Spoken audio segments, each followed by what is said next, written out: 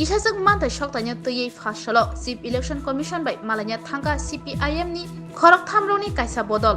অফিসের কাছে এসেছিলাম যে আগাম কিছু ব্যবস্থা গ্রহণ করার জন্য আমাদের পূর্বের কিছু অভিজ্ঞতার নিরিখে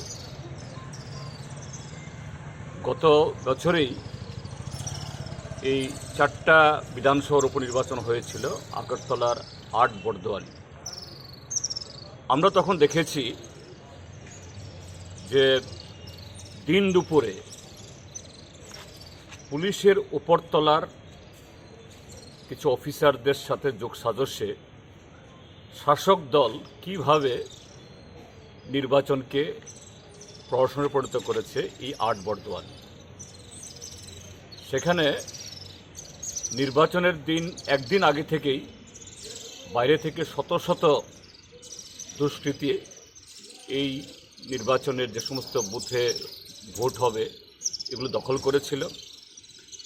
আর পরদিন যাতে তাদের কোনো অসুবিধা না হয় একটা বুথ থেকে আরেকটা বুথে যেতে, তৎকালীন পুলিশের ডিজি বিএস যাদব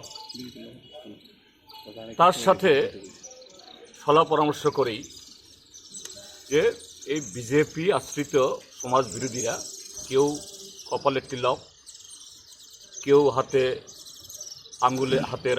হাতে বা আঙ্গুলে সাদা রিবন বা অন্য রঙের রিবন লাগিয়ে এরা নির্বিবাদে ঘুরেছিল এবং মিডিয়া তারাও এই সমস্ত ঘটনাগুলো তখন প্রত্যক্ষ করেছিল। এগুলি তখন অনেক চাউর হয়েছে।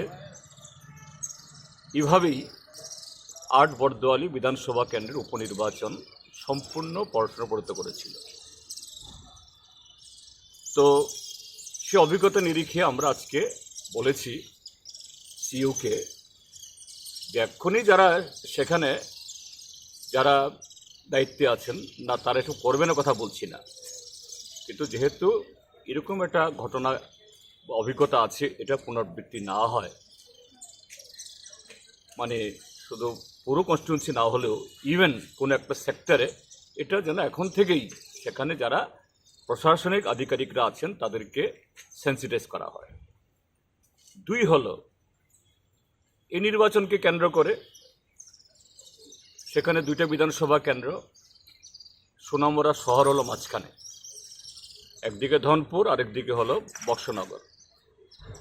এই সোনামুড়া শহরের সমস্ত গেস্ট হাউস, হোটেল, বিয়েবাড়ি গত 2 সপ্তাহ দখলে শত শত শাসক দলের লোকেরা সেখান থেকে অপারেট করছে, বহিরাগতরা, এবং ভেতরে গ্রামেও থাকতে পারে।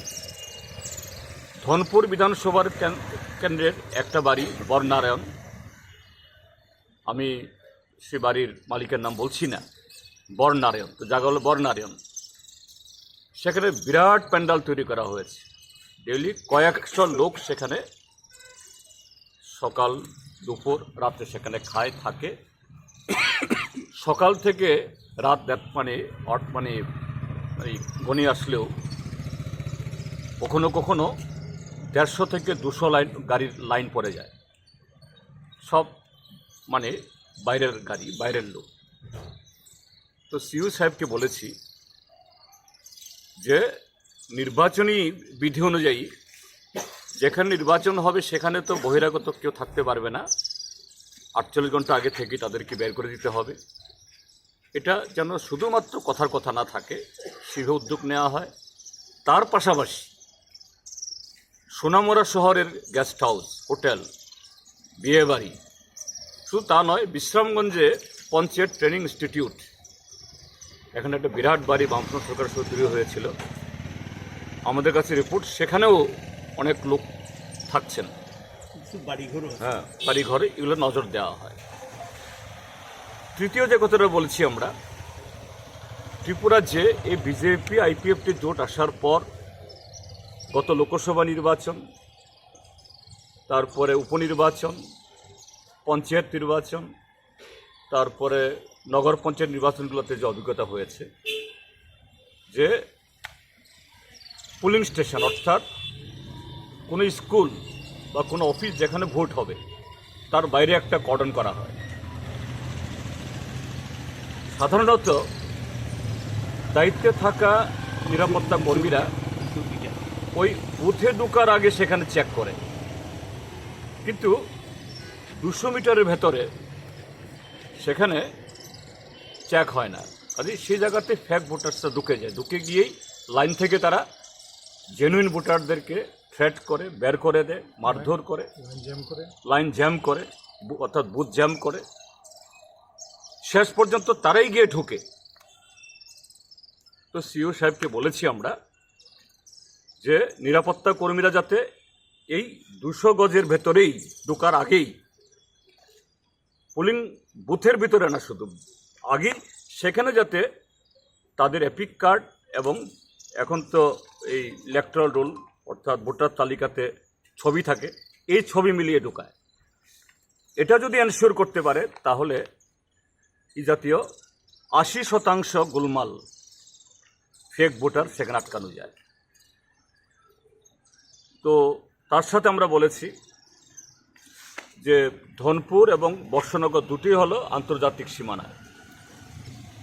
এই যে গেল ফেব্রুয়ারির ভোট, সেখানে ধনপুর বিধানসভা কেন্দ্রে ভবানীপুর, নিধয়া এই সমস্ত এলাকাতে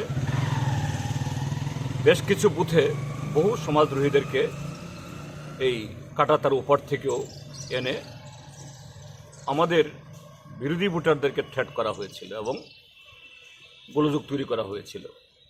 তো এই আন্তর্জাতিক সীমানাও যাতে 2 দিন আগে থেকে সিল করা হয়।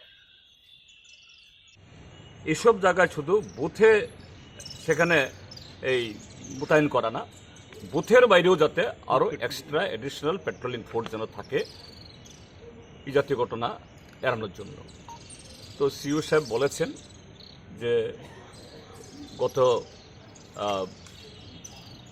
উপনির্বাচনের ঘটনা বলেছেন তিনি কিছু কিছু জানেন, এটা যাতে পুনরাবৃত্তি না ঘটে এবং গত সাধারণ নির্বাচনে তার ভিত্তিতেই কিরণ গিত্তে সাহেব যখন ইসিউ ছিলেন তিনি বেশ কিছু ব্যবস্থা নিয়েছিলেন বলে সাধারণ নির্বাচনে ঠিক ততটা মানে এটা করতে পারেনি। 2-1টা পকেটে হয়েছে ধনপুর এবং এরকম কয়েকটা কেন্দ্রে। তো এগুলি যেন হয় তিনি আশ্বস্ত করেছেন। যেহেতু উপনির্বাচন 60টা বিধানসভা কেন্দ্রে ভোট নেওয়া, 2টি বিধানসভা কেন্দ্রে, এবং তার হাতে যে ক্ষমতা এবং সেখানে যে সমস্ত অফিসাররা কাজ করছেন তাদের সাথে মিলে এই সমস্ত ঘটনাগুলি যাতে না হয়, পুনরাবৃত্তি না ঘটে, এটা সুনিশ্চিত করার জন্য তিনি আশ্বাস দিয়েছেন। তো আমরা আশা করি এবং ওয়েবকাস্টিং ভেতরে এবং বাইরে, শুধু ভেতরে যেখানে যেখানে পোলিং কক্ষ আছে ওইখানেই শুধু কাস্টিং করা না, বাইরেও যাতে এই বহিরাগতদের আনাগুন আছে কিনা দেখার জন্য তিনি বলেছেন এগুলো তারা করবে। দেখা যাক। যে আমাদের বক্তব্য হলো মানুষ কাকে ভোট দেবে বা মানুষকে ভোট দেওয়ার জন্য আমরা রাজনৈতিক দল আপিল করেছি, এটা এখন মানুষের চয়েস, কিন্তু মানুষ তার পছন্দ, তার চয়েস অনুযায়ী ভোট দেওয়ার ক্ষেত্রে যাতে কোনো রকম বাধা না পায়। নির্বাচন কমিশন সে ব্যবস্থা গ্রহণ করুক। ত্রিপুরা রাজ্যের নাগরিকদের তরফ থেকে, আমাদের পার্টির তরফ থেকে আমরা ভারতীয় নির্বাচন কমিশনের কাছ থেকে এটা আশা করি। যে চেয়ারম্যান রয়েছে উনি এবং অনিমেষবাবু মিলে একটা প্রেস মিট করেছে এবং তিনি বলেছেন যে তারা কাউকেই সাপোর্ট করছে না, তাদের দলের কর্মীদেরকে বলেছে যাদের খুশি তাদের ভোট। সেটাই তো বলছি, এটা তাদের স্ট্র্যাটেজিক কথা হতে পারে, কিন্তু ময়দানে গ্রাউন্ড রিয়েলিটি হলো ত্রিপুরা মাথা কর্মী এবং আমাদের কর্মীরা একসাথে এরা বাড়ি বাড়ি যাচ্ছেন। এটা তাদের স্ট্র্যাটেজিক হতে পারে, এটা তাদের ব্যাপার, এরা তাদের বক্তব্য বলার জন্য স্বাধীন। অর্থাৎ তারা বলেননি বিজেপিকে ভোট দেওয়ার জন্য, স্বাধীনভাবে ভোট দেওয়ার জন্য। আমরা তো চাই স্বাধীনভাবেই ভোট দিক এবং গত বিধানসভা নির্বাচনে যে ভোট ভাগাভাগি হয়েছে এটা যাতে পুনরাবৃত্তি না ঘটে, আমরা এটাই চাই। না, তিনি তো এও বলেছে যে সিপিএমের সাথেও তিনি নেই, মানে শুধু মানে কর্মীরা যারা রয়েছে তাদের নিজের যার পছন্দ ফলাফলের, সেটাই তো বলছি।